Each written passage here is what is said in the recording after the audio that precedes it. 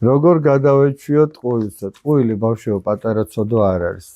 სახარებაში წერია რომ ტყუილის მამა არის ეშმაკი. ეგ პირდაპირ საეშმაკო საქმე. მე ამასთანავე ბავშვებთან შეხვედრა რო იყო, ნახეთ რა დროს ვიტყუები, დავუშვათ რამე დავაშავე და ვიტყუები რომ მე არ დამსაჯონ. მეშინია ამის რომ არ დამსაჯონ, რამე ცუდი არ იფიქრონ ჩემზე, სადმე არ შევრცხვე. ნახე აი მაგაზია ლაპარაკი რომ ტყუილს ამბობს სუსტი ადამიანი. ტყუილს ძლიერი არ ამბობს. ძლიერს ურჩევნია თქვა სიმართლე, თუნდაც დასაჯონ ამის გამო. და აბარა ღირსეულია სიმართლე თქვა და ტყუილი არ არის ღირსეული. შეიძლება ცოდვა ჩაიდინე, მაგრამ თქვა რომ მე აქ დავაშავ. ეგ ღირსეული კაცის საქმე.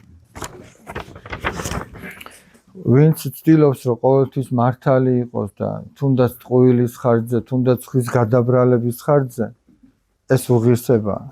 ესეთი ადამიანი ძალიან სუსტია.